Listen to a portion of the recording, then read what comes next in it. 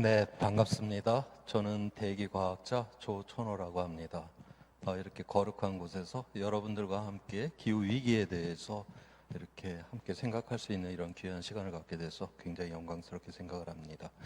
오늘 저의 이제 부제목이 거대한 가속에서 담대한 전환으로라고 하는 이런 제목을 달았습니다. 이 용어는 그 유엔의 기후 위기와 관련된 보고서에서는 굉장히 자주 언급이 되는 그러한 용어입니다.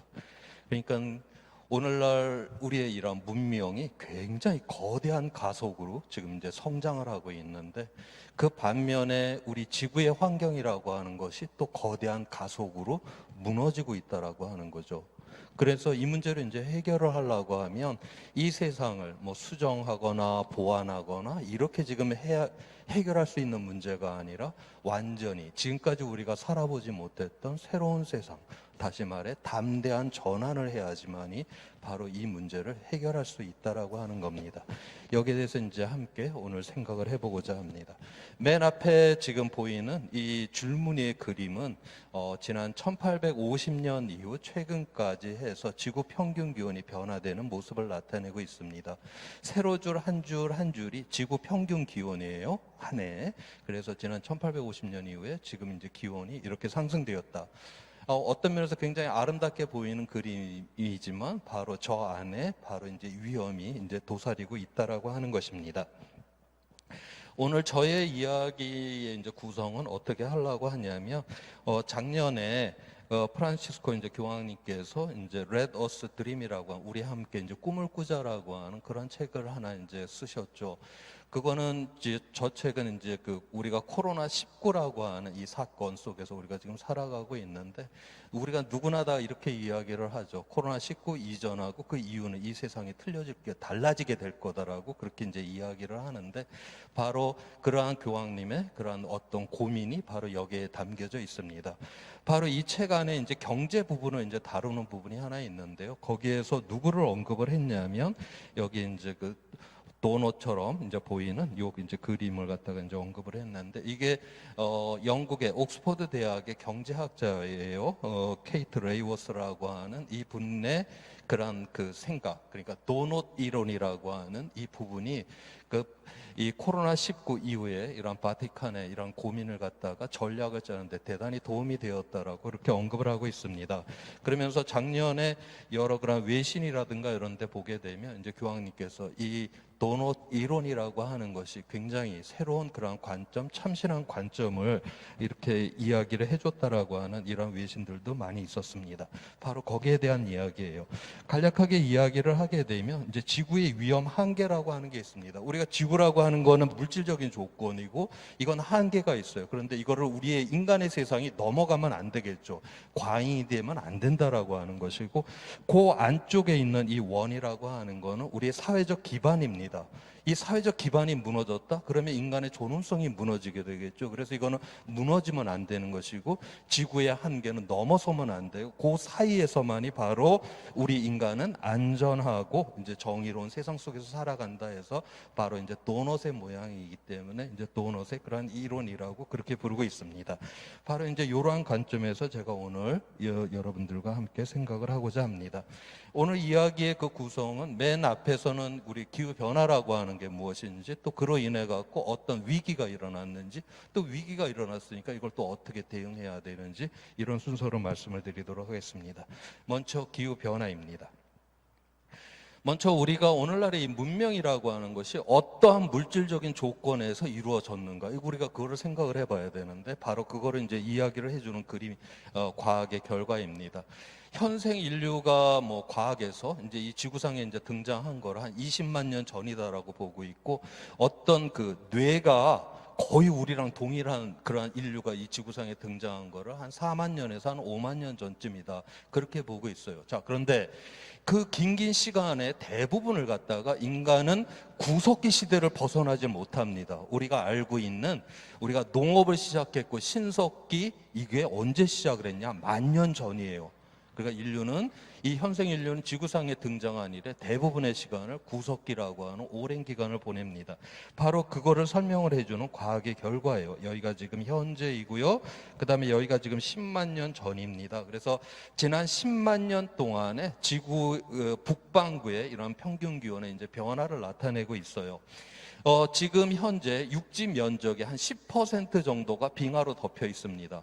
우리가 빙기때라고 하는 이때를 보게 되면 가장 많이 빙하가 덮여 있을 때 육지 면적의 한 30%를 덮고 있습니다. 빙기라고 해갖고 빙하가 전 지구를 다 둘러싼 게 아니라, 그러니까 우리나라 같은 경우는 빙기 때 뭐 2만 년 전, 3만 년 전 뭐 이때 다 여기 생태계 다 있었고요. 사람 다 살고 있었고요. 다 그런 상황이에요. 그래서 빙하라고 하는 거는 저기 한 만주 저 위쪽까지만 내려왔고 이 안에서는 우리가 사람들이 다 살았습니다. 그런데 그렇게 요즘 우리는 뭐 몇십 년 만에 온 세상을 뒤집어 놓는 게 바로 우리 인간들인데 왜 저렇게 수만 년 동안 저 구석기라고 하는 거를 벗어나지 못했는가를 갖다가 이야기를 해주고 있어요.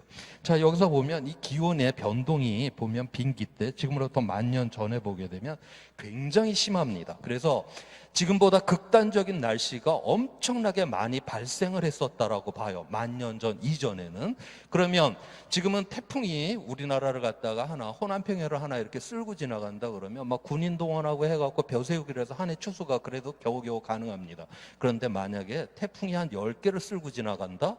세상에 그러한 조건에, 그러한 기후 조건에서는 농업을 할 사람이 아무도 없죠. 그렇게 힘들게 농사를 져놓고 한 해 나달이 막 하나도 안 열릴 수가 있다? 이러한 조건에서 사람은 농사를 짓질 않습니다.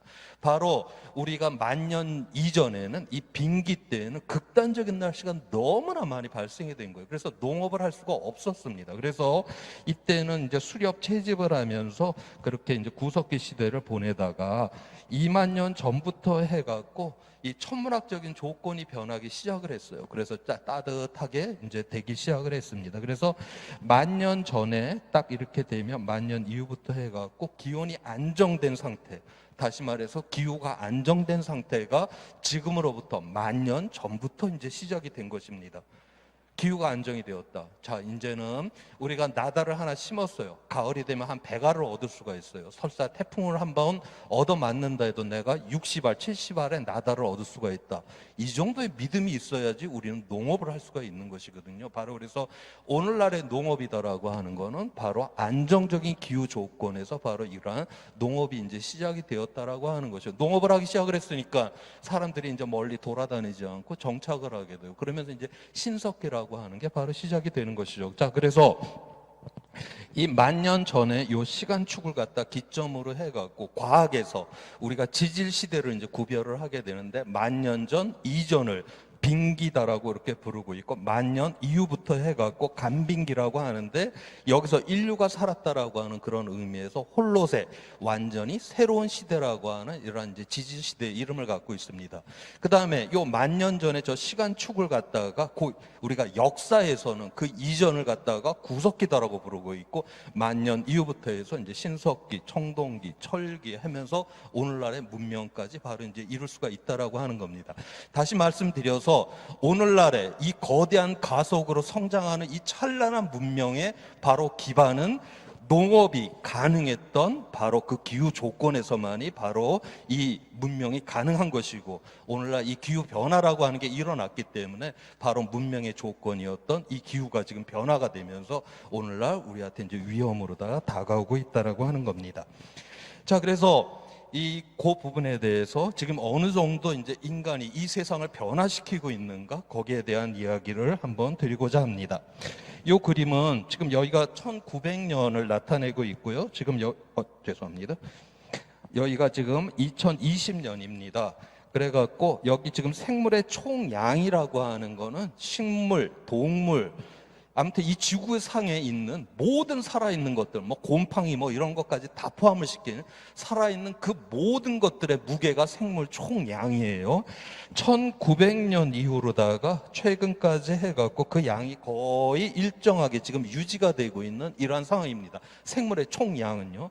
그 다음에 인간이 만든 이 물질은 어떤 것들이냐면 여기 뭐 콘크리트, 자갈, 골재, 뭐 벽돌, 아스팔트, 금속, 뭐 플라스틱 이러한 것들입니다. 자, 그거는 이제 인간이 만든 물질인데 1900년도에는 생물 총량의 약 한 3%만을 갖다가 인간이 만든 물질이 차지를 하고 있었어요. 그러다가 2000년도가 되니까 생물 총량의 절반 정도가 인간이 만든 그런 물질로 이 지구상에 채워졌습니다.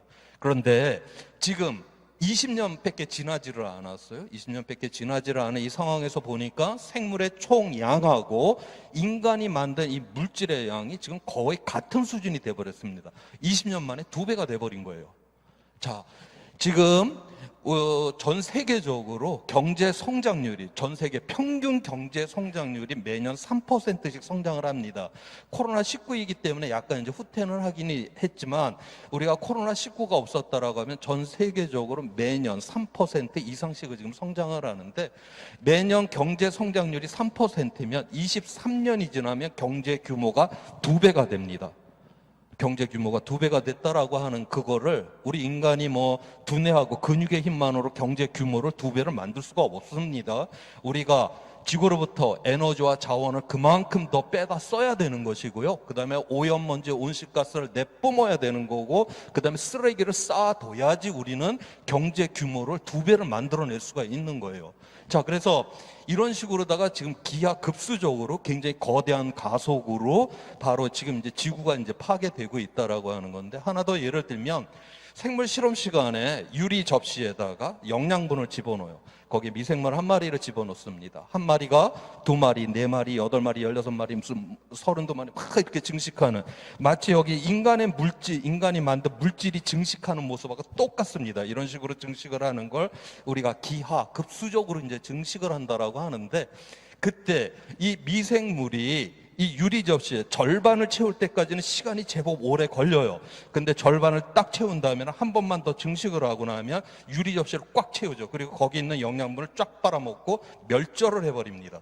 지금 저 모습처럼 인간이 만든 이 물질의 이 세계가 지금 가속화가 돼갖고 지금 이 지구를 덮고 앉아 있는데, 이 상태로 더 나갔다가는 이제 더 이상 감당이 안 된다라고 하는 것이죠. 옛날에 인간이 만든 세상이 작았을 때에는 그게 뭐 100배를 성장하든 1000배를 성장하든 넉넉한 지구가 다 이거를 커버를 해줄 수가 있었어요. 그런데 이제는 인간이 만든 이 세상이 지구가 감당할 수준을 넘었다라고 하는 것이 바로 오늘날 지구 위기의 본질이고, 그것이 바로 기후 위기를 통해서 우리 앞에 지금 드러나고 있는 것입니다. 자, 그래서 이제 과학자들이 이 위험에 대해 갖고 넘으면 안 되는 것들을 갖다가 9가지를 이제 찾아냈어요. 그래 갖고 여기서 녹색의 범위 안에 있어야지만이 이제 안정적인 이런 범위 안에 있다라고 보는 것이고, 그다음에 이제 노란색에 들어가면 이제 불확실 영역에 들어가고, 빨간색으로 들어가면은 완전히 위험 속으로 넘어갔다라고 그렇게 보고 있습니다. 그다음에 이제 물음표로 돼 있는 거는, 우리 과학이라고 하는 거는 항상 정량적인 데이터를 제시를 하게 되는데, 아직까지 과학자들이 저 부분에 있어서는 그 위험의 수준에 대해서 정량적인 값을 아직 잘 모르고 있고 지금 계산 중이다라고 하는 그런 의미입니다.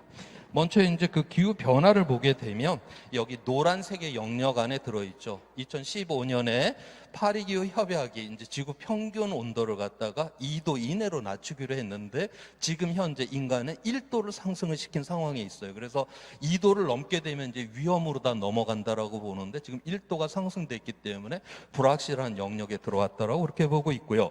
그다음에 멸종률 같은 경우는 이미 대멸종의 단계에 이렇게 이르렀다라고 그렇게 보고 있습니다. 자연적으로다가도 생명이 좀 기본적으로 멸종이 되는 율이 있습니다. 물론 새로 탄생하는 것도 있기는 하지만, 그런데 지금 현재 멸종률이 자연적인 멸종률의 한 100배 내지 1000배 정도 빠르게 지금 생명들이 없어지고 있어요, 지구상에서.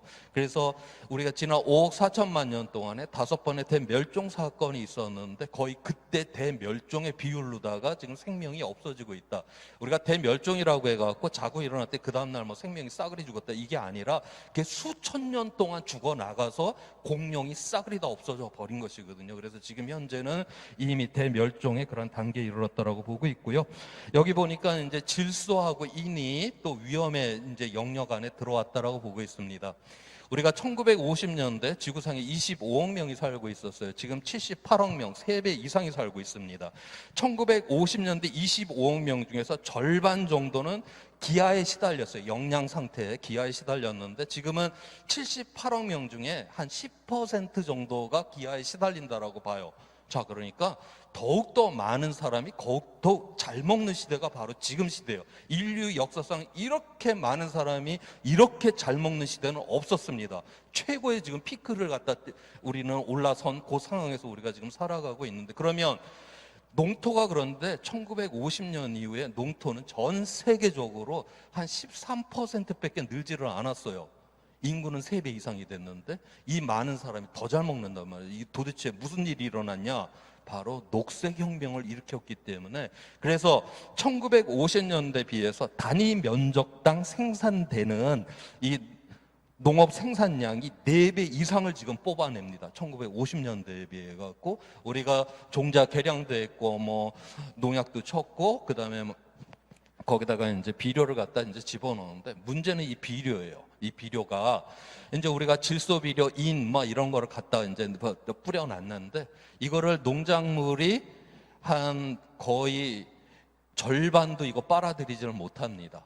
그래갖고 대부분의 한 70% 이상이 그냥 토양에 쌓여 있어요. 농작물이 빨아들이지를 못하니까. 그러니까 이제 비가 오게 되면 녹아서 하천으로 들어가고 강으로 들어가고 우리 연안까지 나오게 됩니다. 자, 그래서 우리가 기후 조건만, 이 물 조건만 딱 맞아버리면 강에는 녹조가 생기고 바다에는 적조가 생기는 이유가 바로 우리가 이러한 농업, 먹고 살라고 질소 비료, 인을 갖다 뿌려댔기 때문에 이제 이러한 일들이 일어나는 겁니다. 그래서 오늘날 이러한 이제 뭐 녹조, 적조가 이제 생기게 되면 거기 이제 물 생태계가 이제 붕괴가 돼갖고 거기 있는 이제 생명들이 이제 죽어나가고 있죠. 그래서 이미 이쪽 질소와 인은 또 이 위험을 넘어갔다라고 그렇게 보고 있고요. 그 다음에 여기서 우리가 이제 생명의 그런 어떤 멸종률이다라고 하는 거, 이거는 그 자체가 이제 멸종된다라기보다는 이제 기후가 변화되었기 때문에 여기 이제 토지 이용의 변화, 뭐 아마존 같은 데 산불을 일으켜갖고 그럼 또 생명들이 또 죽어나가는 거고, 그 다음에 뭐 녹조, 적조가 일어나도 뭐 생명이 없어지고 해양이 산성화돼도 없어지고 해서 이거는 독립적으로다가 이렇게 일어나는 위험이 아니라 하나가 무너지면 도미노처럼 같이 무너지는, 그래서 우리가 이 지구 위기, 지구의 한계라고 하는 거는 바로 하나하나씩을 잘 지켜내야 되는 게 아니라 모두를 갖다 한꺼번에 잘 지켜내야 된다라고 하는 그런 의미를 또한 여기 갖고 있습니다. 자, 그래서 이제 이 중에서 가장 대표적인 거, 우리의 오늘날 이제 가장 이슈가 되고 있는 이제 기후 위기라고 하는 것인데요. 기후 위기라고 하는 게, 우리가 이제 기후 변화라고 하는 게 앞서 뭐 제가 이야기를 했지만은 이게 자연적으로다가도 이게 변화가 이게 일어난단 말이죠. 자연적인 이런 변화가 있고, 오늘날 우리 기후 변화라고 하는 건 바로 인간이 화석 연료를 태워갖고 온실가스 농도를 늘려서 일어나는 기후 변화고, 그러면 인간이 일으키는 기후 변화하고 자연 스스로가 일어나는 이 기후 변화하고 이 차이가 도대체 무엇인지에 대해서 한번 말씀을 드리도록 하겠습니다. 자, 이거는 여기가 지금 현재이고요. 그 다음에 이쪽 끝이 42만 년 전이에요. 그래서 지난 100만 년 동안에는 10만 년이라고 하는 그 주기로다가 빙기를 이제 9만 년 동안 온도가 쭉 떨어집니다. 그랬다가 1만 년 동안 기온이 올라갔다 9만 년 동안 떨어졌다가 뭐 이렇게 아주 규칙적으로 이런 변화들이 일어나요.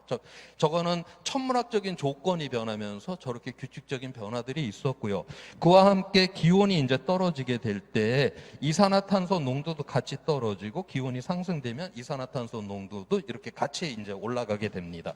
자, 지금 현재로부터 지난 빙하 때 가장 기온이 떨어져 갖고 빙하가 가장 팽창이 되었을 때 그때가 2만 년 전이에요. 지금으로부터 2만 년 전에 공기 중에 이산화탄소 농도가 0.02%를 차지하고 있어요. 그러니까 공기 중에 그러니까 만 개의 공기 분자 중에서 2개가 이산화탄소였습니다. 그래가 그 정도 이제 수준이었었는데, 요게 이제 1만 년 동안에 천문학적인 조건에 변해서 이제 자연적인 변화입니다. 1만 년 동안에 0.01%가 늘어갔고 0.03%가 이제 되었어요. 이거는 자연에서 가장 빠르게 이산화탄소 이제 농도가 늘어나는 그러한 속도입니다. 그런데 사람들이 지난 100년 동안 화석 연료를 태워 갖고서 100년 만에 0.01%를 증가를 시켰어요. 자연에서 가장 빠른 속도가 만년에 0.01%인데 지금 사람들은 화석연료를 태워서 100년에 0.01%. 그러니까 다시 말해서 자연에서 가장 빠른 속도보다 우리 인간은 100배나 빠르게 지금 이산화탄소 농도를 지금 증가시키고 있다라고 하는 겁니다. 자, 그에 따라 갖고서 기온 역시도 2만 년 전에 가장 추웠을 때 하고 1만 년 전에 이제 오늘날 홀로세 간빙기에 왔었을 때 하고 요 1만 년 동안 4도가 이제 변했어요. 그래서 이제 빙기와 간빙기를 이제 가르게 되었는데 이거는 1만 년 동안 4도가 상승되는 게 자연에서 가장 빠르게 기온이 올라가는 상태입니다. 자, 그런데 우리 인간은 100년 만에 1도로 상승을 시켰어요. 그러니까 자연에서 가장 빠른 속도보다 약 25배나 빠르게 지금 기온을 우리는 상승시키고 있다라고 하는 거죠. 시속 100km로 지금 고속도로를 달리다가 지금 2,500km로 지금 내달리고 있다라는 속도 거예요. 그러한 속도 속에서는 바로 이제 더 이상 견뎌내기가 어려운 상황이 되었다라고 하는 것입니다. 자, 그래서 우리가 지금 바깥에 보고 있는 이 생태계들이라고 하는 거는 지난 이 9만 년 동안 기온이 떨어졌다, 1만 년 동안 올라갔다, 9만 년 동안 떨어졌다.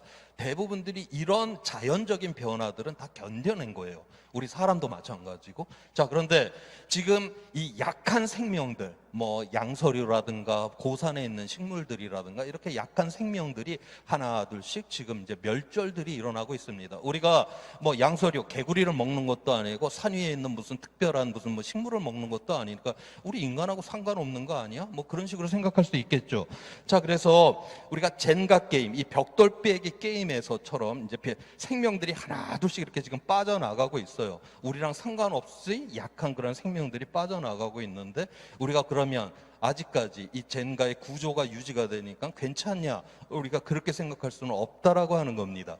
지난 5억 4천만 년 동안에 5번의 대멸종 사건이 있었습니다. 그때 하나의 원칙이 무엇이냐면 이 먹이사슬의 하부 구조를 차지했던 생명 중에서는 살아남는 것들이 일부가 있었어요. 그런데 먹이사슬의 제일 꼭대기를 차지했던 생명은 완전 멸종을 해버립니다. 왜냐하면 먹이사슬 제일 꼭대기에 있는 이 생명체들은 생태계 전체가 필요해요. 그런데 생태계가 무너지게 되면 이거는 완전 멸종을. 그래서 우리가 1억 년 전에 그 거대한 공룡 중에서 우리가 살아서 만날 수 있는 공룡이 단 한 마리도 없는 이유가 바로 공룡이 먹이사슬의 가장 꼭대기를 차지를 했는데 그 당시의 생태계가 무너져 버렸기 때문에 우리가 한 마리도 볼 수가 없는 것입니다. 오늘날 지금 이 생태계 먹이사슬의 제일 꼭대기에 우리 인간이 지금 차지를 하고 있습니다. 지금 현재는 우리가 개구리를 먹는 것도 아니고 산 위에 있는 고산 식물을 먹는 것도 아니고 그게 상관이 없는 것처럼 보이지만 생태계라고 하는 거는 서로 물리고 물려 있잖아요. 언젠가. 그래서 이 벽돌 빼기 게임처럼 어떤 우리랑 상관없어 보이는 하나의 생명이 쑥 빠져나가는 순간 저게 우르르 무너지게 될 때 바로 그때 인간도 멸종이 될 것이다. 그래서 6번째 멸종의 대상이 바로 인간이다라고 하는 이야기가 바로 이러한 것들로부터 나오게 되는 것이고요.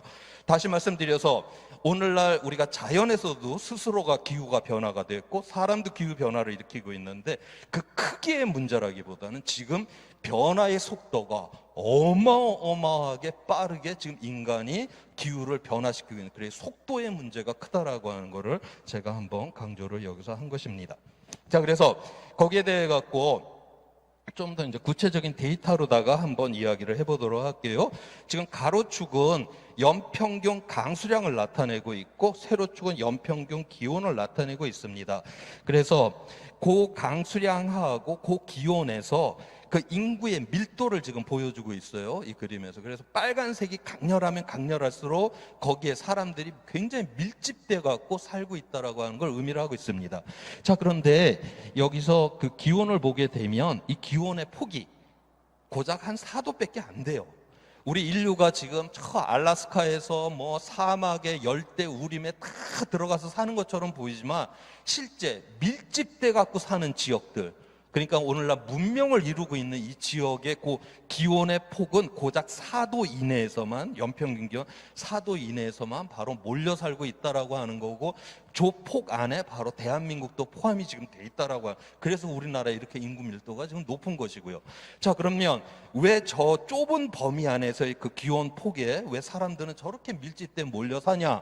그 옆에 있는 그림을 봤더니 거기서 식량이 생산이 되는 거 있기 때문에 바로 이 좁은 영역에 사람들이 닥지닥지 지금 이렇게 몰려 살고 있는 것입니다.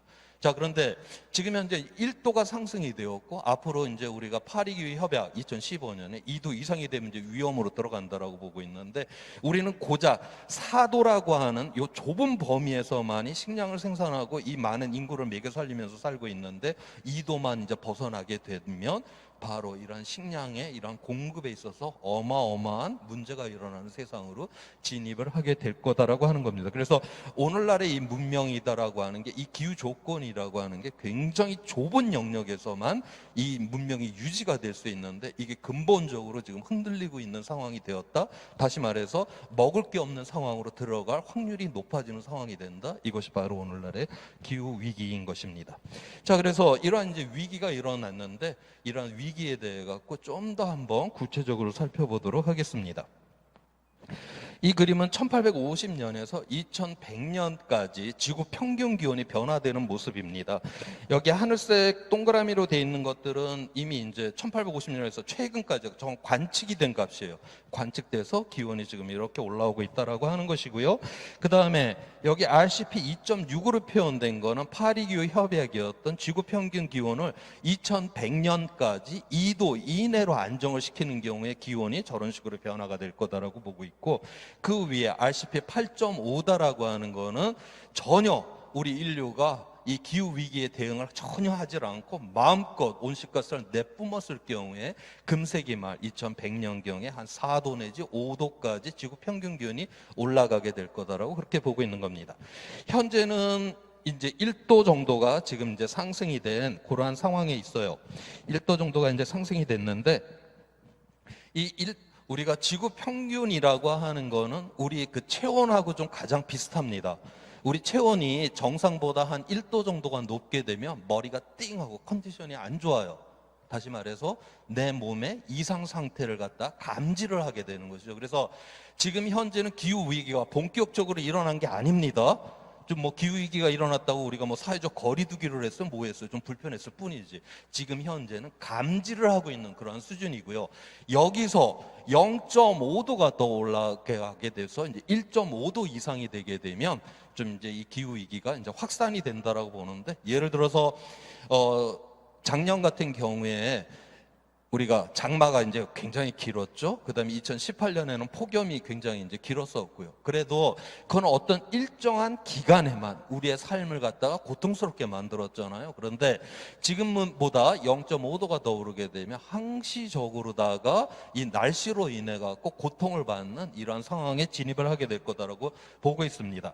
그다음에 이제 2도 이상이 되게 되면 이제 파국적 상황으로 들어간다라고 보고 있는데, 우리가 평균 기온이 상승된다라고 하는 것은 단순하게 더운 날씨가 많다 이러한 개념이 아니에요. 뭐 그 정도면 에어컨 켜고 선풍기 켜고 살면 되는 거 아니에요? 우리가 왜 평균 기온이 올라가는 걸 우리가 이런 위기다라고 보냐면, 이 평균 기온이 올라간다라고 하는 거는 바로 극단적인 날씨가 많이 발생을 하게 되면서 결국 농업이 붕괴가 된다라고 하는 걸 의미를 합니다.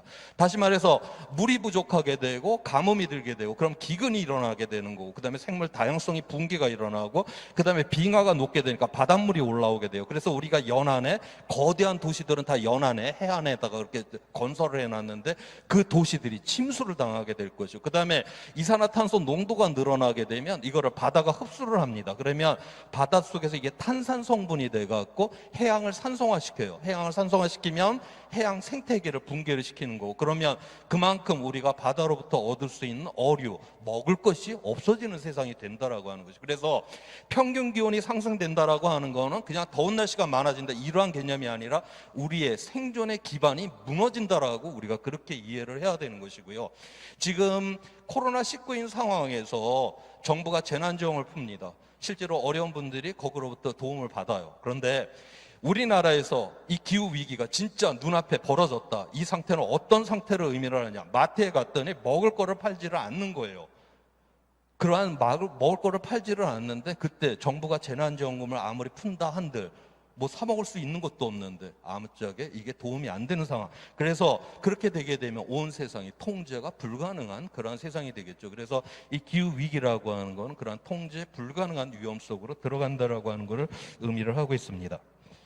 또 하나의 이제 특징이 이제 회복이 불가능한 이제 위험이다라고 하는 건데요. 앞서서 지난 이제 100만 년 동안에는 빙기를 갖다 간빙기 갖다 빙기 갖다 이건 자연적인 변화예요. 천문학적인 조건이 변하면서 그렇게 아주 규칙적으로 변하다가 지난 10,000년 전부터 농업이 가능했던 홀로세라고 하는 이 조건에서 오늘날의 찬란한 문명을 우리가 만들어냈습니다. 자, 그런데 산업혁명 이후부터 해서 이제 화석연료를 태워갖고 이산화탄소, 이제 온실가스 농도를 높여가면서 이 농업이 가능했던 홀로세 안정적인 기후 조건에서 서서히 지금 벗어나려고 하는 이러한 상황이 되어버렸다라고 하는 거예요. 자, 그래갖고 지금 이 상태에서 우리가 계속 지금처럼 내달린다라고 하면 바로 이제 찜통의 계곡에 빠져버리는 그러한 상황이 이제 될 거다라고 그렇게 보고 있습니다.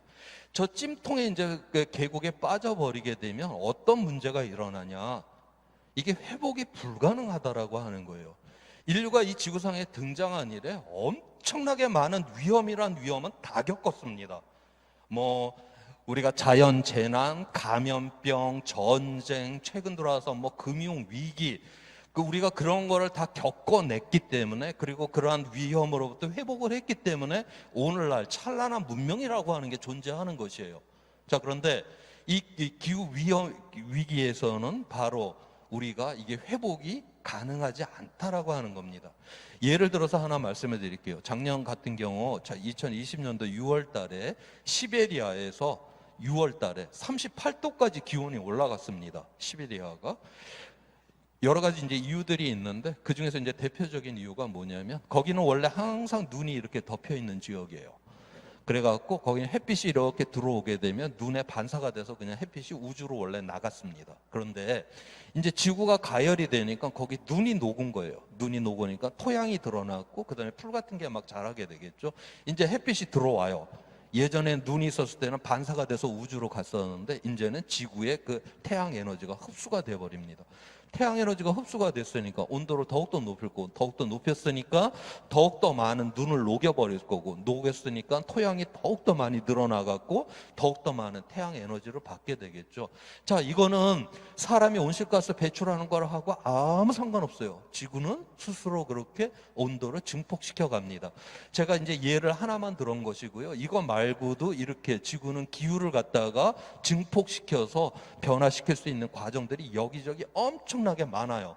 오늘날 우리 인간이 화석연료를 태워갖고서 이렇게 기온을 올린다? 이거는 바로 그렇게 지구 스스로 기후를 증폭시킬 수 있는 이런 모든 과정들이 터져버리도록 우리 스스로 방아쇠를 당겨버리는 그러한 역할을 한다라고 하는 겁니다. 그래서 우리가 저 찜통 계곡에 이제 빠져버리게 되게 되면 지구 스스로가 막 증폭을 해가면서 기온이 변화되는 상황이기 때문에 저기 빠져갖고 식량도 없고 물도 없고 야 이건 너무 괴로워 안 되겠다 이제부터 우리 온실가스 배출하지 말아야지.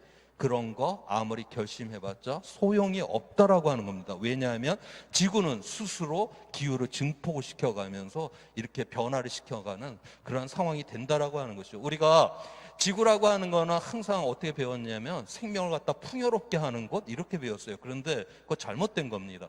지난 5억 4천만 년 동안에 5번의 대멸종 사건이 있었다라고 이야기를 했고 6,500만 년 전에 있었던 사건만 저 우주에서 커다란 운석이 하나 떨어져가지고 기후가 변화돼서 그래서 공룡들이 완전 멸종을 했었고요. 그러면 그 앞에 4번은 지구 내부적으로 변화가 일어나서 기후 변화가 일어나고 그래서 생명들이 다 그렇게 없어진 거예요. 지구는 생명을 풍요롭게도 만들지만 생명을 갖다 완전 대멸종을 시킬 수 있는 이러한 능력도 갖고 있습니다. 그런데 오늘날 인간이 기후 변화를 일으키고 온실가스를 내뿜는다라고 하는 거는 바로 지구 스스로가 생명을 대멸종시킬 수 있는 이러한 능력을 터져버리도록 우리 스스로가 방아쇠를 당겨버리는 이러한 역할을 한다. 그래서 이러한 상황 속에서는 바로 회복이 불가능하다라고 하는 거예요. 그래서 이 기후 위기라고 하는 이 특징은 바로 앞서 이야기를 했던 통제가 불가능하고 그 다음에 회복이 불가능하다라고 하는 이러한 특징을 갖고 있습니다.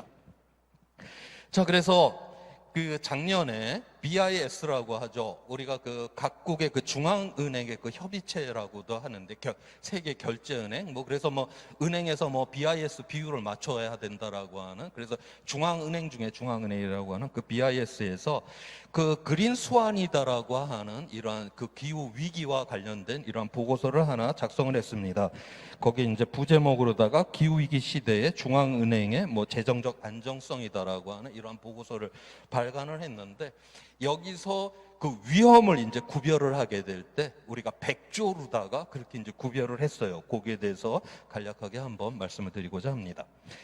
여기서는 이제 하얀 백조, 화이트 스완이라는 게 있고, 블랙 스완, 검은 백조가 있고, 그 다음에 이제 그린 스완, 녹색 그 백조가 있습니다. 화이트 스완, 그러니까 백조, 하얀 새 아니에요.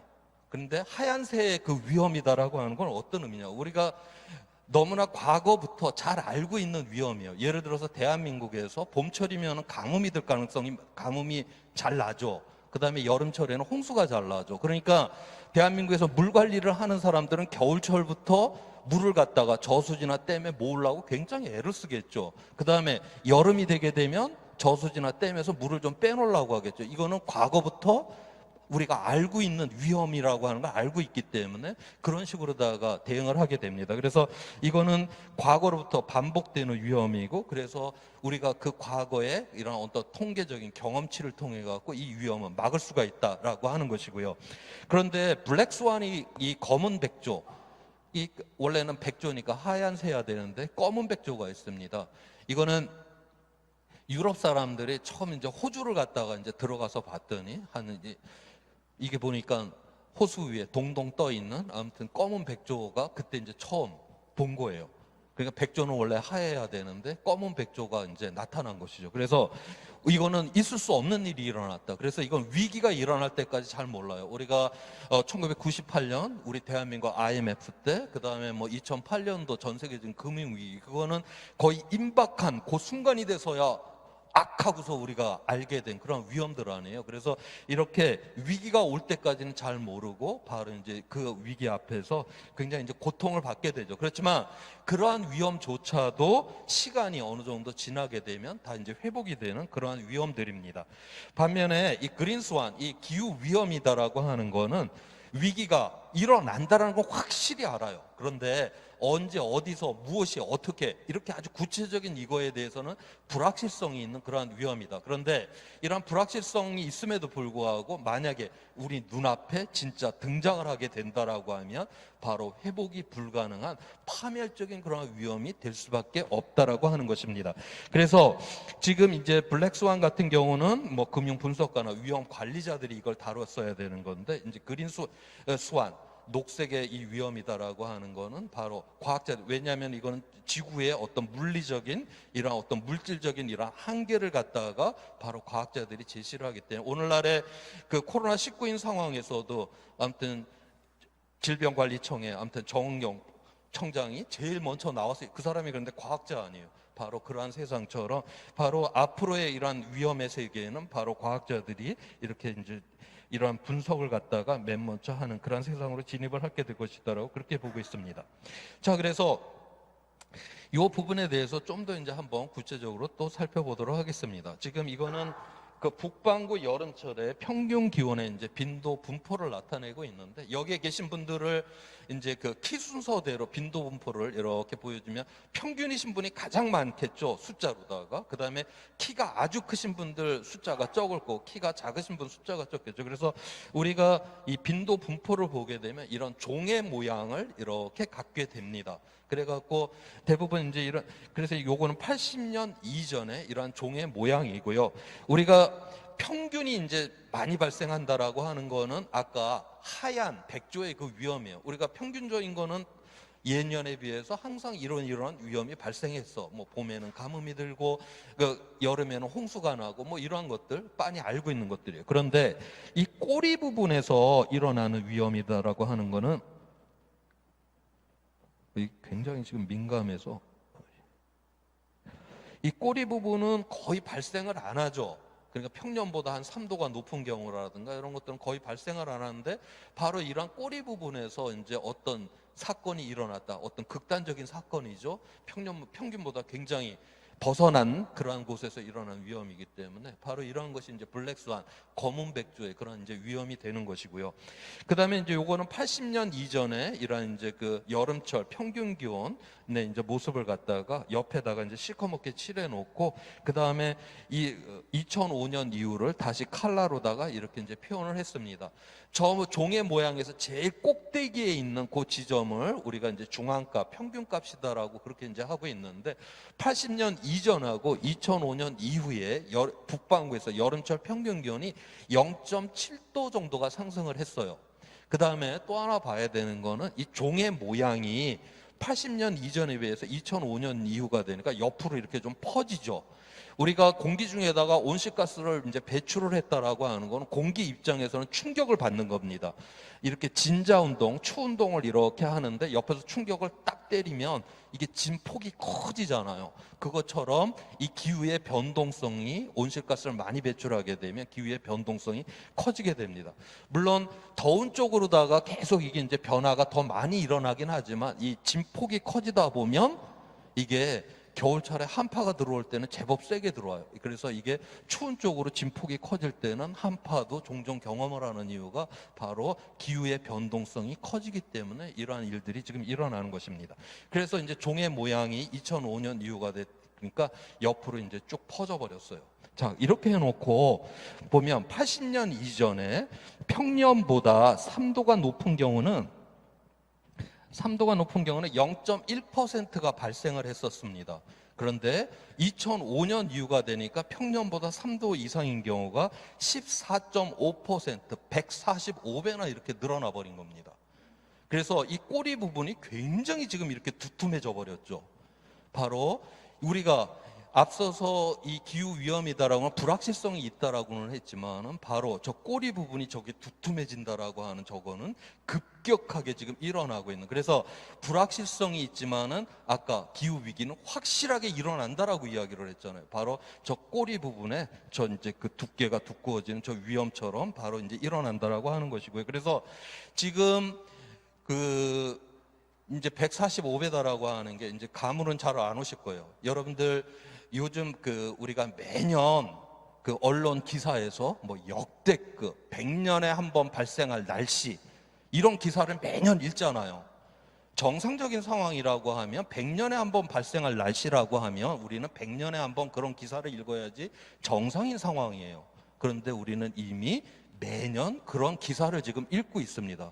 이미 우리가 인식은 못하고는 있지만 아직 임계값을 넘어간 극단적인 위험이 아직 안 일어나서 그렇지 이미 이러한 위험이 굉장히 지금 차오르고 있는 이러한 상황이 되었고, 그래서 이 기후 위기다라고 하는 건 물론 불확실성은 있지만은 바로 확실하게 일어난다는 건 바로 저 꼬리 부분이 지금 엄청나게 두꺼워지고, 저건 단 한 번도 얇아져 본 적이 없어요. 인간이 화석연료로 배출한 일에. 그래서 저러한 위험성이 우리한테 지금 다가오고 있다라고 하는 겁니다. 자, 그래서 그거를 좀 더 이제 정량적으로 나타낸 그러한 값인데요. 이거는 세로축은 지구 평균 기온을 이제 나타내고 있고, 이 밑에 보니까 이제 IPCC 보고서, 이 유엔의 IPCC라고 하는 건 기후 과학자들이 모이는 유엔의 그런 이제 합의체인데, 여기서 2001년도에 3차 보고서가 나왔습니다. 이 과학자들이 합의하는 그 보고서가, 그때 이 빨간색이 강하면 강할수록 그 위험 수준이 이제 높다라고 하는 건데, 2001년도, 그 다음에 2007년도가 4차 보고서가 나올 때고요. 그 다음에 2013년도가 5차 보고서가 나올 때고, 그 다음에 지금 6차 보고서는 금년 말에 나오게끔 돼 있어요. 그런데 그 중간 단계에서 특별 보고서라고 하는 게 하나가 더 나왔습니다. 2018년도에. 저거는 이제 인천에서 모여갖고 1.5도도 상당히 이거 위험하다. 파리기후 협약은 2015년도에 파리기후 협약은 2도를 이제 막겠다라고 했던 거고, 과학자들은 1.5도도 지금 위험한 상황이다라고 하는 걸 2018년도에 그렇게 합의를 하게 됩니다. 자, 그러면서 점점 더 이게 지금 이 빨간색의 이 비율이 이 온도가 낮은 쪽에서 일어난다. 우리가 이거는 앞서 이야기를 했던 그 회복이 불가능한 상태가 점점 낮은 온도에서 일어난다. 그래서 지금 2018년도 인천에서 있었던 그 회의에 의하면 1.5도, 2도 선만 넘게 돼도 우리는 회복이 불가능한 그런 위험 상태로 들어간다. 그러니까 지금으로부터 20년 전이 2001년도 요때만 해도 금세기 말에 4도 내지 5도 정도가 올라가야지 회복이 불가능한 위험이라고 했었는데 지금은 1.5도, 2도만 넘게 돼도 회복이 불가능한 위험 속으로 들어가게 된다. 그래서 이 위험이다라고 하는 것이 점점 더 빨라지고 강화되고 명백해지고 있는 상황. 고린도전서 13장에 보면 우리가 구리 거울로 볼 때는 흐릿하지만 이제는 서로가 얼굴을 마주보게 될 때 이제 명백하게 보이게 됐다. 우리가 부분적으로 알지만 그 언젠가는 우리가 이제 명확하게 알게 된다라고 하는 그 구절이 있듯이 바로 이 위험이다라고 하는 것도 흐릿했다가 점점 명확해지는 이러한 상황으로 진입을 하고 있다라고 하는 것입니다. 자, 그래서 이러한 이제 위험으로부터 우리가 이제 이거를 대응을 해야 되는 그 이야기를 한번 해보도록 하겠습니다. 먼저 사회 경제가 거대한 가속으로 이제 성장을 했고 그러한 과정에서 우리가 온실가스 배출량이라고 하는 걸 엄청나게 많이 이제 배출을 했고 그래서 기후 변화라는 게 일어났고 그래서 우리한테 안 좋은 영향을 미치게 되겠죠. 자, 그래서 우리가 이 기후 위기를 대응을 한다라고 하는 건 궁극적으로 다 저 배출량 원인이에요. 저걸 많이 배출했기 때문에 그래서 그 원인에 대해서는 우리가 저감을 해야 되는 것이고 그 다음에 영향 어차피 이 기후에게 안 좋은 영향이 일어난 거 그럼 변화가 뭐 일어났으니까 어쩔 수가 없잖아요. 그렇기 때문에 거기에는 적응을 해야 된다. 그래서 원인은 저감을 시켜야 되고 그 다음에 결과 이미 일어난 거에 대해서는 적응을 해갖고 우리는 이 문제를 해결을 해야 된다라고 그렇게 이제 보고 있습니다. 자, 그래서 지금 우리가 이제 저감과 관련돼 갖고 최근에 이제 언론에 이런 기사들을 보게 되면 뭐 7년밖에 뭐 남지 않았다 이런 기사들을 종종 보게 됩니다. 이게 이제 어떻게 나온 거냐면 2018년도에 앞서 이제 인천에서 기후 과학자들이 모였다라고 했잖아요. 그때 이제 1.5도를 막아야 된다. 그리고 이 1.5도를 이제 막으려고 하면 2010년도에 배출했었던 양을 갖다가 2030년도가 되면 45%만 배출을 해야 돼요. 온실가스를. 그다음에 2050년이 되면 작년에 우리나라도 이제 탄소 중립을 선언했는데 바로 2050년이면 탄소 중립 상태를 만들어야 된다. 그래서 탄소 중립이다라고 하는 거는 우리가 화석연료를 전혀 쓰지 않는다라는 게 아니라 우리가 인위적인 방법으로 공기 중에서 이산화탄소를 흡수를 했다라고 하면 예를 들어서 나무를 많이 심었다라든가 그러면 얘가 광합성을 하면서 공기 중에 이산화탄소를 흡수할 거냐 아니면 공학적인 방법으로다가 공기 중에서 이산화탄소를 우리가 흡수를 해냈다면 그만큼은 배출을 할 수 있다라고 하는 게 바로 탄소 중립인 상태입니다. 그래서 2050년까지 이제 그런 상태를 이제 만들어야 되는데 근데 지금 1.5도를 이제 막으려고 하면 앞으로 우리가 이산화탄소를 배출할 수 있는 양이 4,200억 톤이에요. 그러니까 4,200억 톤 이상을 배출을 하게 되면 지금보다 0.5도가 더 높아져서 이제 1.5도를 넘게 됩니다. 그런데 저거를 계산했던 해가 2018년도예요. 그런데 2018년, 19년, 2020년 전 세계적으로 어떠한 이러한 이산화탄소 저감과 관련돼서 새로운 조치를 취한 게 없습니다. 그래서 그냥 유지가 됐었거든요, 배출량이. 그래서 우리가 3년을 날려먹어서 지금 현재는 7년밖에 남지 않았다라고 하는 그런 이야기를 하게 되는 것입니다. 이거는 이제 기후 과학자들이 이제 저렇게 이제 정해놨고요. 그러면 저기에 대해서 기후 과학자들이 이제 유엔에서 그렇게 이제 합의를 하고 나면 과학자들이 자기 나라 돌아와 갖고 이렇게 줄여야 돼 뭐 이런 이야기를 할 수는 없죠. 그래서 유엔에는 또 하나의 과정이 있어요. 하나가 이제 기후 과학자들이 모이는 게 IPCC라고 하는 게 하나가 있고요. 그다음에는 정책 결정자들 그러니까 뭐 외교관이나 정치가들이 모이는 그런 유엔의 기후 회의가 있습니다. 그거를 UNFCCC 기후 변화 협약이라고 해요. 거기서 뭐 교토 의정서라든가 2015년에 파리 기후 협약을 맺었고 거기는 정치가들이나 외교관들이 이제 결정을 해야지 자기 나라 돌아와 갖고 이거 산업에 조정을 한다든가 이런 일들을 할 수 있는 거 아니에요. 그래서 원래는 작년에 과학자들이 이렇게 1.5도가 위험하다는 걸 합의를 했기 때문에 그와 관련된 거를 정책 결정자들이 이제 회의를 해야 되는 거를 2020년 작년에 했었어야 되는데 코로나19 때문에 하지를 못했습니다. 그래갖고 금년 하반기에 영국에서 바로 1.5도를 막는 거와 관련돼 갖고 바로 지금 그런 회담이 지금 준비가 돼 있는 계획이 돼 있는 이러한 상황이 있습니다. 만약에 거기서 전 세계에서 1.5도를 막는다라는 걸 합의를 하게 되면 이제 각 나라가 어떻게 줄여야 되는지 이제 본격적으로다가 국제적인 약속이 되는 것이기 때문에 줄여야 되는 이런 상황으로 들어가게 될 것이다. 그렇게 보고 있습니다. 자, 그래서 이미 이제 전 세계적으로다가 이제 유럽을 중심으로 해갖고 이런 재생에너지 전환이 어마어마하게 지금 빠르게 일어나고 있습니다. 지금 이거는 그 발전 단가를 갖다가 지금 나타내고 있는데요. 지금 이제 2009년도만 해도 태양광이 가장 비싼 에너지였어요.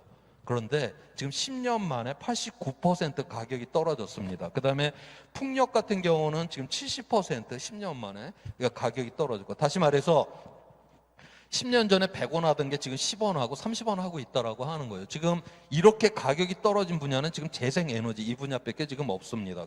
그래서 지금 현재는 재생에너지가 모든 발전 단가에서 가장 싼 에너지가 되었고, 이게 가격이 다 떨어진 게 아니라 앞으로도 더욱더 지금 떨어지게 될 것이다. 지금 그렇게 보고 있어요. 이거는 왜 이렇게 가격이 떨어지냐면 모든 기술의 혁신이 다 여기에 지금 다 몰려 있는 것입니다. 그 다음에 이 중국이라든가 이러한 나라를 중심으로 해갖고 대량 생산 체계가 어마어마하게 지금 확장이 되고 있어요. 그래서 이렇게 가격이 떨어지고 있고 다른 에너지들이 훨씬 더 지금 비싼 그런 이제 에너지에 있습니다. 그래서 2019년도 기준으로 해갖고 전 세계 신규 전력 에너지 중에서 풍력과 태양광이 차지하는 비중이 지금 72%까지 차지를 하는, 완전히 에너지와 관련돼서는 지금 전환이 어마어마하게 지금 빠르게 지금 일어나고 있다라고 하는 것이죠.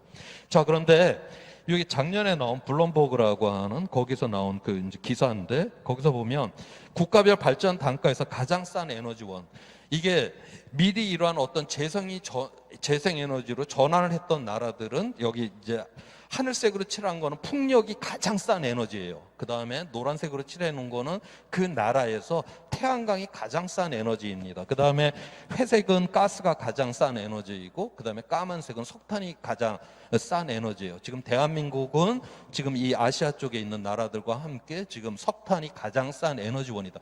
그만큼 우리나라가 이 에너지 전환을 지난 10여 년 동안 하지를 않았습니다. 지금 OECD 국가 중에서 가장 재생에너지 전환이 가장 후진적인 나라가 바로 대한민국이고, 작년부터 해갖고 지금 굉장히 지금 쫓아가는 속도가 지금 빠르기는 하지만 아직까지는 굉장히 지금 낮은 수준의 이러한 나라에 속했다. 그래서 지금까지 대한민국은 아시는 바처럼 우리가 국제 무역을 하는 데 있어서 우리가 전력 가격이 쌌기 때문에 이게 굉장히 도움이 많이 됐어요. 그런데 지금 여기 가격들을 보세요. 재생에너지에 비해 갖고 지금 석탄이 거의 지금 2배 가격입니다. 아직까지 재생에너지 비율이 전 세계적으로다가 이게 다 차지를 않아서 그렇지, 만약 재생에너지가 전체를 차지하게 되고 우리가 그걸 못 쫓아가게 되고 과거의 에너지, 저런 석탄 에너지를 쥐고 앉아 있다가는 우리가 지금까지 도움이 되었던, 무역 경쟁에서 도움이 되었던 이런 석탄이 결코 도움이 안 되는 이러한 세상으로 들어가게 될 것이다. 그래서 지금 앞으로 이러한 석탄 발전소라든가 이런 것들은 이러한 전 세계적인 경제 연구소라든가 이런 데서 좌초자산이라고 그렇게 불러요.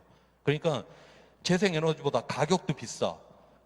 그 다음에 석탄은 계속적으로 연료가 들어가야 되는데 연료가 거의 그 발전 단가의 40% 이상을 차지를 해요. 그런데 재생에너지는 뭐 햇빛하고 풍력이니까 연료가 들어가지도 않죠. 그 다음에 여기서는 오염먼지도 안 나오고, 그 다음에 온실가스도 안 나오죠. 그래서 산업적 시장에서 이제 경쟁이 안 되기 때문에 이제 저 놔봤자 이건 무너지게 된다. 그래서 좌초자산이라고 그렇게 부르고 있고, 지금 현재 대한민국이 이러한 좌초자산을 가장 많이 갖고 있는 나라다. 다시 말해서 이 전환의 시대에 가장 예전에 성공적이었던 이 방식을 아직까지 쥐고 앉아 있다가 바로 이런 변화에 쫓아 못 가는 이런 상황이 우리에게 이제 더욱더 어려웁니다. 그래서 대한민국은 지금 기후 위기보다도 이 위기를 위기로 인식을 못하는 오늘날의 이러한 정책 결정자들의 문제가 더욱더 크다라고 하는 것을 여기서 이야기를 해주고 있는 것입니다. 이제 저금과 관련된 이야기를 했고요. 그 다음에 저감과 관련된 그 이산화탄소 자체를 줄이는 이야기를 했고, 그 다음에 이제 적응, 변화가 이미 일어났어요. 거기에 대해서 우리는 어떻게 이제 적응을 해야 되나? 그 이야기를 그린란드의 그 노르웨이 사람들이 이제 이주를 했고 소멸했던 그 이야기로다가 한번 해보고자 합니다. 서기 800년에서 서기 1300년 요때가 중세 온난기라고 해요. 그래서 이 북반구가 좀 따뜻했습니다. 그래갖고 처음으로 유럽 사람, 노르웨이 사람들이 북극 쪽으로 향해 갖고 항해를 하기 시작을 했어요. 그래서 여기 AD 900년경에 아이슬란드, 저기 고동색으로 칠해놨잖아요. 처음 노르웨이 사람들이 그때, 그 전까지는 저기 사람이 안 살았습니다. 아이슬란드에 서기 900년에 처음 사람들이 살기 시작을 했고, 그 다음에 서기 1100년이 되면 그린란드, 녹색의 땅이라고 하는 말이 저때 만들어집니다. 그러니까 저 당시엔 따뜻했기 때문에 연안에 풀들이 자란 거예요. 그래서 저기 고동색으로 칠해놓은 저 지점에 노르웨이 사람들이 들어가갖고 목축을 하면서 이제 살았었습니다. 자, 그런데 AD 이제 1500년, 서기 1500년이 되면 여러분들 들어보셨겠지만은 중세 소빙하기라고 하는 게 이제 본격적으로 시작이 돼서 엄청나게 이제 추워진 거죠. 이렇게 추워졌는데 이러한 추워진 조건에서 이렇게 보게 되니까 저 당시에 노르웨이 사람들은 그린란드에서 고동색으로 칠해놓은 영역이 완전히 소멸을 해버렸고, 저기 파란색 영역, 저거는 그 북미 대륙에서 에스키모의 계열 사람들, 뭐 이누이트족 뭐 이런 사람들이 넘어 들어와서 오히려 저렇게 번성을 하면서 살게 되었습니다. 500년 전이라 해도 유럽의 문명이 에스키모의 문명보다는 월등히 우수하죠. 그런데 왜 저 추위에서 유럽의 문명은 완전 소멸을 해버릴 수밖에 없었는가? 바로 그 이야기예요. 저 당시에 이 사람들은, 그 노르웨이 사람들은 그 유럽의 그런 어떤 문명, 관습을 그대로 유지를 하려고 했습니다. 이제 추워져서 풀이 안 자라요. 거기서 목축을 계속한다? 이거 굶어 죽겠다라는 소리고, 여성들 같은 경우는 뭐 관습적으로 다 유럽에서는 치마를 입잖아요. 그런데 너무나 추워서 이게 추위를 막는데 별 도움도 안 돼요. 그래서 유럽의 기존의 이러한 문명, 관습 이러한 것이 전혀 생존을 하는데 뭐 도움이 안 될 정도가 아니라 생존 자체를 오히려 그 문명이 짓밟아 버리는 이러한 상황 속에서 이 노르웨이 사람들은 완전 소멸을 해버리게 됩니다. 그린란드에서. 반면에 이 에스키모 계열 사람들은 바닷속을 봤더니 이게 뭐 바다 표범이 빠글빠글한 거예요. 그래서 그거 잡아먹고 그 가죽으로 옷을 해 입고 그 가죽으로 배도 만들어 갖고 고래도 한 마리 잡아다 기름 태워가면서 저렇게 오히려 더욱더 번성을 합니다. 그래서 오늘날 이 변화의 시대에는 그 변화에 맞는 우리가 그런 어떤 적응을 해야 되는 게 중요하다. 과거에 성공적이었다라고 하는 이 방식을 계속 쥐고 앉아 있다가는 바로 그것이 우리의 생존을 갖다가 짓밟아버리게 될 것이다라고 하는 것을 바로 우리가 과거에 그린란드의 노르웨이 사람들의 그런 이주와 소멸을 통해서 우리가 알 수가 있는 것입니다. 자, 그 다음에 유엔의 이러한 보고서에서, 기후 보고서에서 우리가 이제 앞서 기후 위기를 대응을 하려고 하면 저감, 원인에 대해서는 저감을 해야 되고 결과에 대해서는 적응을 해야 된다라고 했는데, 그때 가치라고 하는 게 있어요. 그 가치가 무엇이냐면 바로 에쿼티라고 하는 가치입니다. 오늘날 우리가 저거를 공정성, 뭐 정의의 문제로 우리가 이제 저렇게 번역을 하게 되는데, 저 그림을 보면서 문득 저는 이제 어떤 게 떠올랐냐면 마태복음에 있죠. 마태복음에 보면 그 포도원에 그 일꾼의 품삯의 이야기, 새벽부터 나와서 일했던 사람, 대낮부터 나와서 일했던 사람, 그 다음에 저녁에 나와서 잠깐 일했던 사람. 근데 포도원 주인은 삭을 갖다가 다 일꾼들에게 똑같이 줘버리잖아요. 바로 그러한 공정성에 대한 이야기를 한번 해보고자 합니다. 지금 이제 1991년에서 2010년까지 일어났었던 지구 온난화로 인해 갖고 이익을 본 나라는 초록색을 칠해놨어요. 그 다음에 피해를 본 나라는 빨간색으로 칠해놨습니다. 우리가 온난화가 일어났는데 이익을 본다. 이거는 저 북쪽에 있는 나라들은, 추운 나라들은 이 따뜻해졌으니까 일하는 시간도 길어졌고 농사가 안 되던 곳에서 농사도 되고 이래서 이익을 본 거예요. 자, 그런데 누가 이 이산화탄소를 배출했는가를 봤더니 이익을 본 나라들이 싸그리 다 배출을 했고, 지금 피해를 보고 있는 나라들은 온실가스 배출하고 별 상관이 없습니다.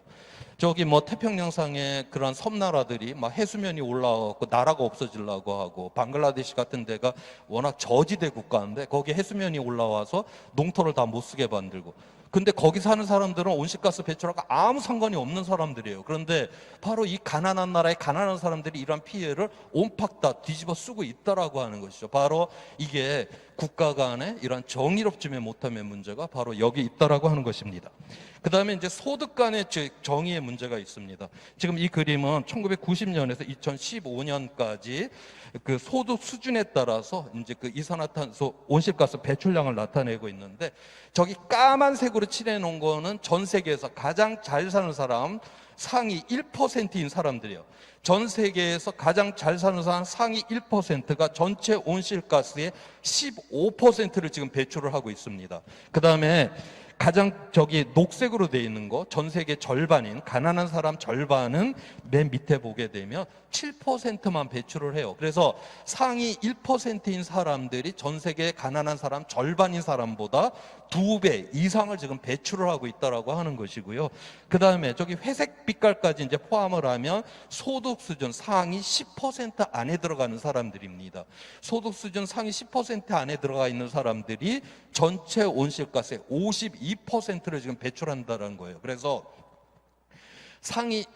나머지 90% 사람들은 그냥 가만히 있고 맨 꼭대기 이 소득 수준 이 10%인 사람들이 뭐 많이 줄이라는 것도 아니고 유럽 연합 평균 배출량 정도로만 줄여줘도 내일 당장 30%가 줍니다. 온실가스가.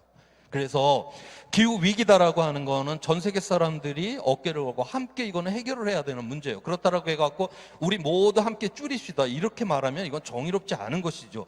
책임져야 되는 사람이 책임지라라고 이야기를 하는 게 바로 정의가 되겠죠. 그래서 이 소득 간의 정의의 문제가 바로 또 기후 위기 안에 또 있다라고 하는 것입니다.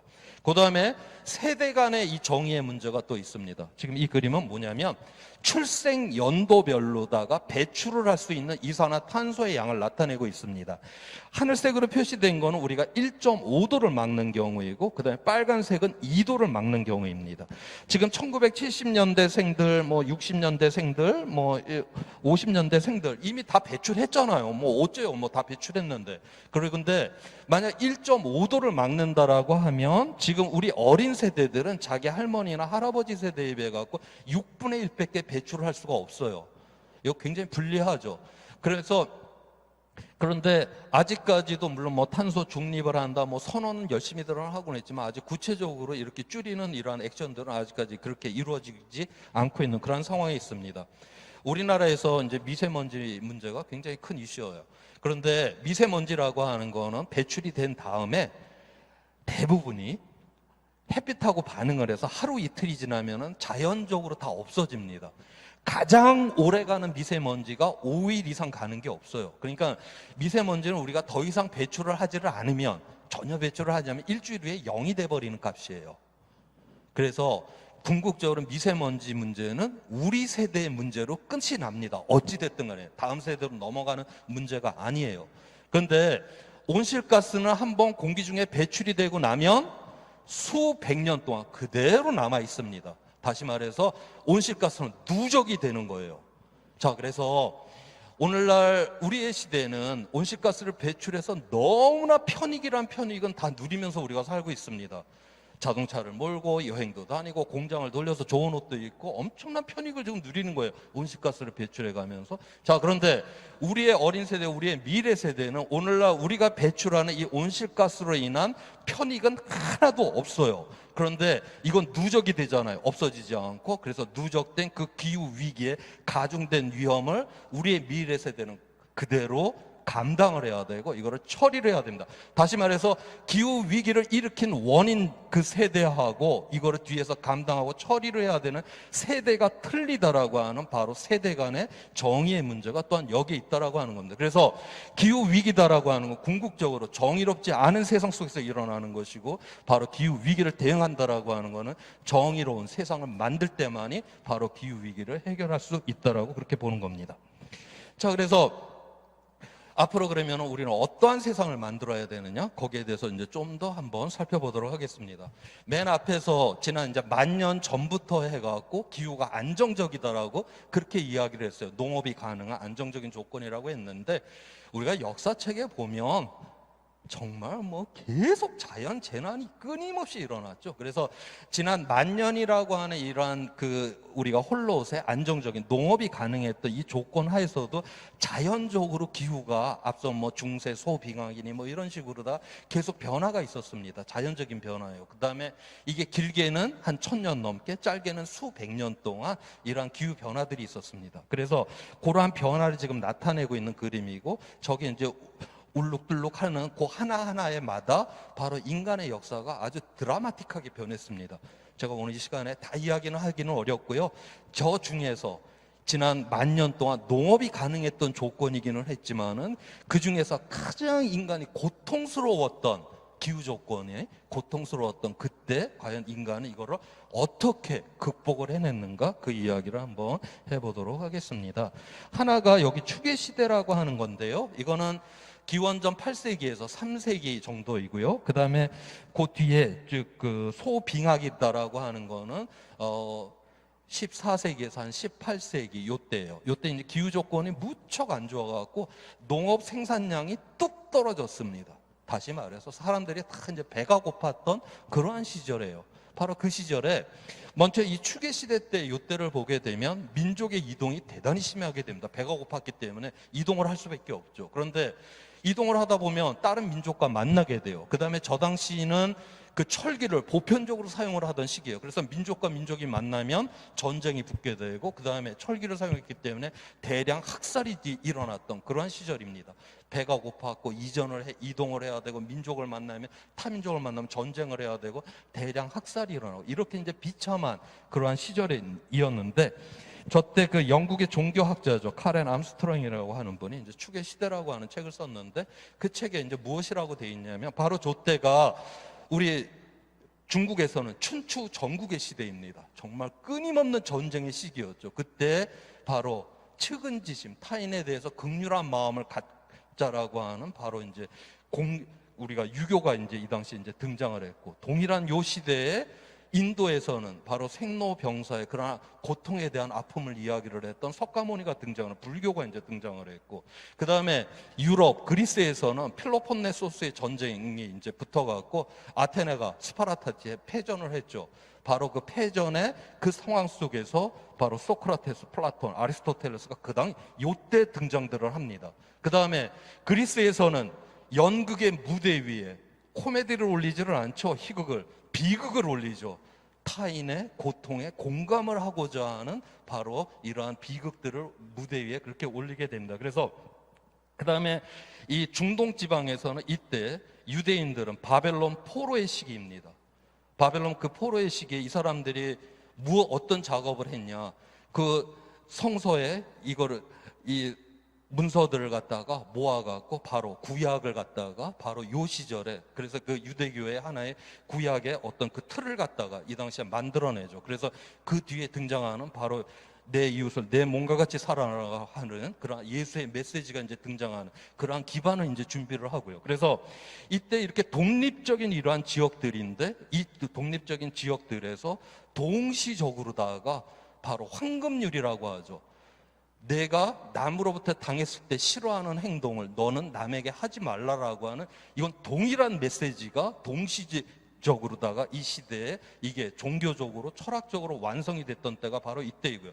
그래서 이 세상의 중심에 바로 타인의 그런 고통을 두고 나를 비워놓고 타인의 고통을 바로 공감하고자 했던 이러한 생계들, 그 다음에 바로 그것이 가장 인간에게서는 고양된 상태이고, 그 다음에 이 세상의 중심에 나를 갖다 비워놨었을 때 바로 너희는 신을 만날 수 있다라고 하는 이러한 것들이 바로 이 당시에 처음으로다가 이렇게 이제 철학적, 종교적으로 완성이 됐던 그런 시기도 합니다. 그래서 이러한 추계 시대라고 하는 바로 이 고통 속에서 이러한 새로운 이런 생각들이 바로 오늘날까지 이제 전달이 되어 왔던 것이고요.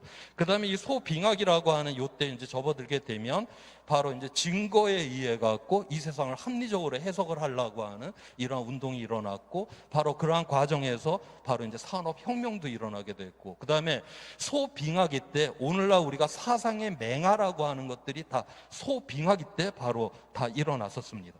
그리고 바로 그러한 어떤 우리의 합리적인 그러한 이성을 통해 갖고서 바로 프랑스 대혁명까지 일어나고, 프랑스 대혁명 그 전까지는 나라라고 하는 건 아버지한테 물려받는 거예요. 그런데 이제는 우리 시민이 단결을 해갖고 그 권력을 쟁취하고 나라를 만들어낼 수 있다라고 하는 오늘날 그런 민주주의의 기반이 되는 프랑스 대혁명도 이때 일어나는 것입니다. 그래서 바로 이 가장 배고팠고 가장 그 어려웠던 이 시기에 바로 인간은 그 전에 없었던 새로운 세상을 바로 만들어내고 바로 오늘날 우리의 문명에 오늘까지 이제 전달을 시켜왔다라고 하는 것입니다. 그러면 우리는 이 기후 위기 시대에 어떠한 세상을 우리는 만들어내야 되느냐에 대한 이야기를 해보고자 합니다. 근본적으로 오늘날은 이 지구 환경이라고 하는 것은 물질적으로 유한한 세계예요. 이제는 더 이상 여기서 인간의 무한한 욕망이 달성이 될 수가 없는 곳입니다. 우리는 대량 생산, 대량 소비, 대량 폐기를 해요. 대량 생산하는 과정에서 끊임없이 지구로부터 자원과 에너지를 착취적으로 지금 뽑아 쓰고 있고요. 그 다음에 대량 폐기를 하는 과정에서 엄청난 온실가스 오염먼지를 내뿜고 쓰레기를 쌓아둡니다. 이게 지금 순환이 지금 되지 않고 있어요. 그 다음에 우리의 공동체, 이 사회라고 하는 이 자체는 끊임없이 경쟁을 붙입니다. 효율화를 높이기 위해서 무지무지 애를 쓰고 있죠. 다. 그런데 그러면 우리는 지구 환경을 이렇게 부수고 공동체를 갖다가 이렇게 치열한 경쟁 속에 몰아넣는 거 왜 이렇게 합니까? 잘 살기 위해서예요. 자, 그런데 이제 이렇게 내달리다가는 더 이상 이 지구는 에서 인간의 그런 생존은 보장이 되지 않는다라고 하는 것입니다. 자, 그래서 이게 이제 어느 정도의 그 위험 수준인가에 대한 거를 한번 이야기를 해보도록 하겠습니다. 지금 이 그림은 세계 경제 포럼이라고 하죠. 매년 1월 달에 스위스 다보스에서 열린다라고 해서 다보스 포럼이라고 그렇게 부르기도 합니다. 여기에는 전 세계 그 이제 정상들이 다 모이고, 그 다음에 세계 100대 기업의 CEO들이 모이고, 경제 전문가들이 모여갖고 이 경제와 관련된 그 회의를 갖다가 매년 해요. 여기서 이제 그 설문조사를 매번 하게 되는데, 이제 금년에 나온 그 결과입니다. 이게 이제 위험에 대한 설문조사를 하는데, 앞으로 10년 이내 발생할 수 있는 위험인데, 가로축은 발생할 가능성을 나타내고 있고, 세로축은 발생을 하게 되면 그 영향력을 나타내고 있습니다. 지금 보면 그 가능성과 영향력이 가장 큰 그 위험들, 저기 초록색으로 표현이 되어 있는데 다 기후와 환경과 관련된 그런 위험들이에요. 그 다음에 빨간색으로 그 두 번째가, 이건 사회적 위험들입니다. 감염병이나 생계 위기, 사회 통합의 붕괴, 그 다음에 이러한 난민의 발생, 이러한 것들. 어떤 면에서 우리가 가장 부들부들 떨면서, 대한민국 사람들이 부들부들 떨면서 사는 그 경제적 위험이다라고 하는 거는 바로 기후 환경 위험 밑에, 사회 환경 밑에, 그 다음에 세 번째다라고 그렇게 돼 있습니다. 그런데 불과 5년 전만 해도 이 경제 위험이 가장 발생 가능성이 크고 영향력도 가장 크다라고 전 세계에 이러한 사람들은, 그런 경제 전문가나 정상들은 그렇게 생각을 했는데, 지난 5년 만에 이 위험에 대한 인식이 완전히 지금 바뀌어버리는 이러한 세상에 진입을 했다라고 하는 겁니다. 왜 그러면 위험이 저렇게 됐냐? 지구가 무너지는 상황 속에서, 그 다음에 우리의 공동체가 무너지는 상황 속에서 경제 성장 아무 의미가 없죠. 바로 이제는 그래서 이 경제라고 하는 이 자체가 최우선으로 갔다가는 우리의 이 환경도 무너지고 사회도 무너지는 상황이 되기 때문에 바로 경제가 바로 이제 하위 구조로 다 들어가는 이런 상황이 되었고, 여러분들 요즘 작년부터 해갖고 최근 오늘 아마 그 검색창에다가 ESG 경영 이런 거 쳐보면 기사가 쏟아져 나올 겁니다. 그러니까 오늘날 우리가 경영을 하게 될 때 ESG, 여기서 말하는 environment, 그 다음에 S, 소셜, 우리가 사회적인 거. 이제 경영을 하게 될 때 옛날에는 우리가 환경을 보호하고, 그 다음에 사회적인 이런 기여를 해갖고 기업 이미지를 좋게 해갖고서 그렇게 경영을 해야 되는데, 이제 그런 문제가 여기서 ESG 경영이라고 하는 거는 그런 게 아니라 근본적으로 지구의 한계, 환경 자체를 갖다가 최우선으로 고려를 하고 사회적인 이 문제를 고려를 하고 그 다음에 경영을 생각해야 되는 이러한 시스템, 이러한 금융 체계를 만드는 것이 바로 ESG 경영이라고 그렇게 부르고 있습니다. 그래서 바로 지금 현재 시장에서조차도 바로 위험을 이러한 식으로다가 지금 이미 구별을 하고 있다라고 하는 것이고요. 자, 그래서 이제 맨 앞에 지금 이제 교황님께서 굉장히 참신한 그러한 생각이다라고 이야기를 했던 도넛 이 모형으로다가 이야기를 해보도록 하겠습니다. 맨 위에 우리가 9가지의 지구 위험 한계라고 하는 거, 저건 넘어가면 안 되는 것이죠. 저거는 우리가 물리, 화학, 생물학적인 한계예요. 저거는 인간이 넘어가면 안 되는 그런 한계 있고, 그 다음에 그 안쪽에 있는 사회적 기반들이라고 하는 건 무너지면 안 되는, 그래서 과잉이 돼서는 안 되는 것이고 부족하면 안 되는 것이고, 그래서 이 하위에 있는 이러한 것들은 이미 2015년도에 유엔에 그 지속 가능한 발전 목표 SDG라고 하는 게 있습니다. 그거 2015년에 파리 기후 협약과 함께 같이 맺어졌는데, 바로 지속 가능하려면 바로 이러한 가치들, 사회적 가치들이 지속돼야 된다라고 하는 이러한 부분들은 이제 부족하지 말아야 된다라고 하는 것입니다. 자, 그래서 요거는 이제 앞에서 보았던 그 사회적 기반, 그 안쪽에 있는 그 동그라미, 그 다음에 이제 바깥쪽은 이제 그 지구 위험 한계잖아요. 그래서 가로축은 이쪽으로 이제 갈수록 지구가 이제 위험하다라고 하는 거, 지구 한계를 이제 넘어섰다라고 하는 걸 의미를 하고 있고요. 그 다음에 이 사회적 기반은 요 아래쪽으로 갈수록 사회적 기반이 무너졌다라고 하는 걸 의미를 합니다. 그래서 가장 좋은 상태라고 하는 거는 지금 그러니까 왼쪽에 제일 위에 있는 위치, 그러니까 사회적 기반에 이거는 이게 부족함이 없는 상태이고, 그 다음에 지구 위험 한계는 넘지 않은 이러한 상태에서만이 바로 이제 좋은 사회인데, 실제로다가는 바로 이제 각 나라별로다가 분석을 해봤더니 지금 이렇게 나오더라고 하는 거예요. 그래서 지금 저기 빨간색으로 칠한 게 바로 우리나라예요. 우리나라 같은 경우는 지금 어떤 사회적 기반은 어느 정도 지금 돼 있는 나라인데, 봤더니 지구를 갖다가 너무나 파괴를 시키고 있는 나라로 그렇게 지금 돼 있고요. 그래서 지금 잘 사는 나라들은 다 지구를 갖다가 지금 파괴를 시키고 있고, 물론 사회적 기반은 괜찮지만 지구를 파괴시키고 있고, 그 반면에 지금 가난한 나라들은 지구를 파괴시키지는 않아요. 그 대신에 사회적 기반은 다 무너져 있는 상황이에요. 그래서 이 세상 자체가 한쪽은 과잉, 한쪽은 결핍해갖고 극단적으로다가 이렇게 불평등하고 불공정한 이러한 구조하에서는 더 이상 이제 지속이 가능하지 않다라고 하는 것이 바로 오늘날의 그런 위험의 본질이라고 하는 것입니다. 자, 그래서 앞서 그 이야기를 했던 그 그린 스완이라고 하는 앞서 그 BIS 세계 결제은행의 그 보고서에 이제 마지막에 이제 나오는 그런 이제 결과의 그런 그림입니다. 여기서 보게 되면 약한 지속 가능성, 우리가 경제, 사회, 환경이다라고 하는 걸 각각 독립적으로 보게 되는 것이고, 그렇게 되면 우리가 경제가 성장한다 그러면 환경을 이만큼 파괴를 해야 되는 것, 뭐 이런 식으로다가 타협점을 보면서 가는 것, 이거는 약한 지속성밖에 없다. 궁극적으로 우리는 강한 지속성을 가져야 되는 것인데, 환경 안에 바로 우리의 공동체 사회라는 게 있고, 우리의 사회 공동체 안에 바로 경제 시장이라고 하는 게 있다라고 하는 이거. 그래서 우리가 지구 환경이라고 하는 건 지켜내야 돼. 다시 말해서 우리가 에너지는 재생이 되어야 되는 것이고, 자원은 순환이 돼서 우리가 이게 한쪽은 고갈되고 한쪽은 쌓이는 게 아니라 순환되는 이 시스템을 만들어야 되는 것이고, 그 다음에 공동체라고 하는 걸 우리가 돌보고 나누고 베풀고 하는 공동체 가치를 지켜내는 것이고, 그 다음에 우리가 경제라고 하는 거는 바로 이러한 지구 환경을 지켜내고 사회 기반을 갖다가 무너지지 않도록 하는 지원의 역할로 바꿔야 된다. 지금까지는 우리는 경제 성장을 위해 갖고 지구 환경도 공동체도 무너뜨리면서 내달렸었는데, 그러니까 잘 산다라고 하는 게 우리의 최대의 목표였어요. 그런데 앞으로는 이게 최대의 목표가 아니라 이제 경제는 수단의 역할로다가 바꿔내야지만이 바로 우리가 이 지구로부터 이 기후 위기로부터 벗어날 수가 있다. 그래서 유엔에서 이야기를 하는 게 바로 담대한 전환. 지금까지 경제 성장이 최고의 목표였는데 경제 성장 자체를 수단의 역할로 바꾸는, 완전히 이거는 그 전환이 일어나는, 마치 그 다메섹 도상에서 바울이 예수를 믿는 사람을 갖다 죽이기 위해서 잡으러 쫓아가다가 완전히 거기서 돌이키면서 예수를 전파하는 사람으로 바뀌어버리듯이, 이러한 담대한 전환이 일어날 때만이 바로 오늘날의 기후 위기로부터 우리는 벗어날 수 있다라고 하는 것입니다. 자, 그래서 이제 맨 앞에 줄무늬 그림으로 다시 돌아왔습니다. 그래서 1850년에서 최근까지 해갖고 이제 기온이 이제 변화가 된 모습이고요. 그래서 이제 1도가 상승이 되었다라고 제 이야기를 했고요.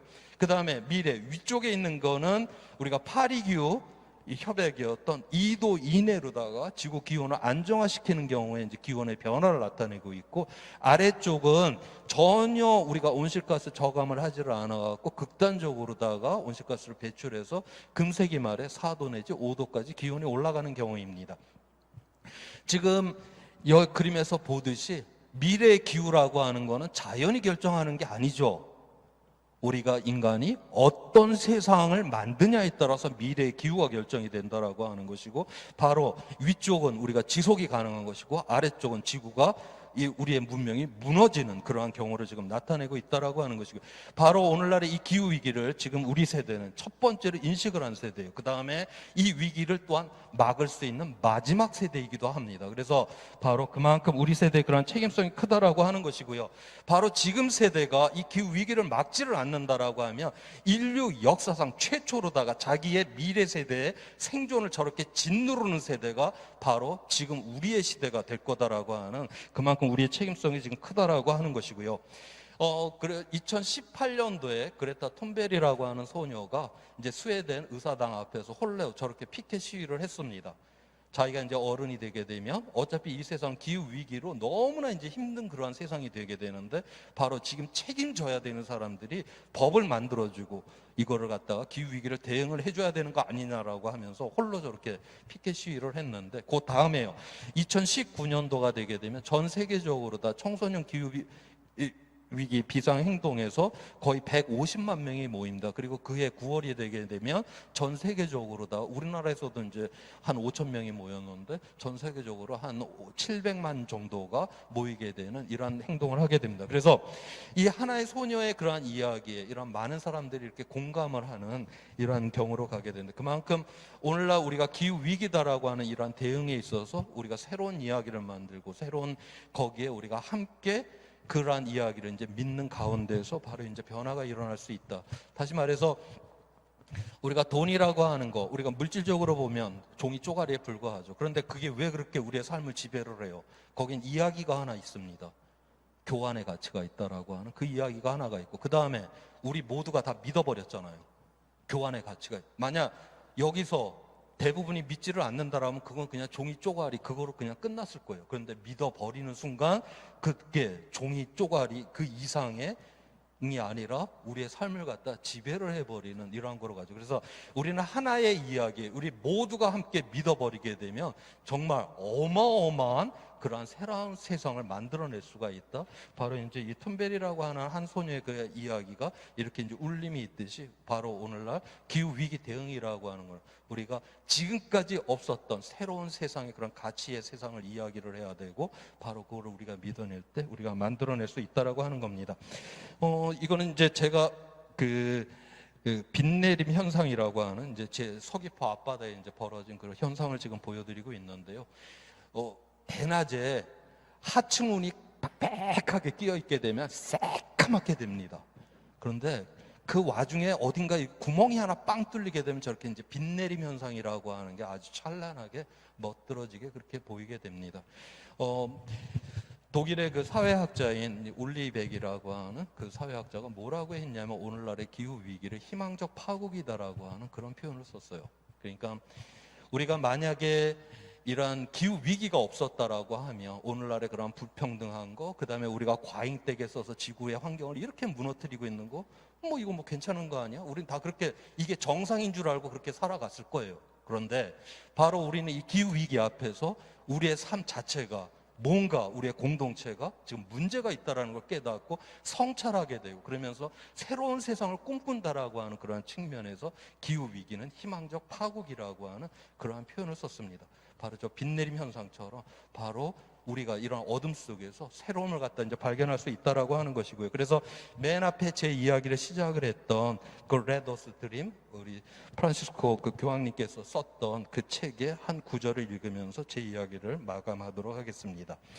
위험이 있을 때 우리는 행동해야 합니다. 그때 새로운 문이 열립니다.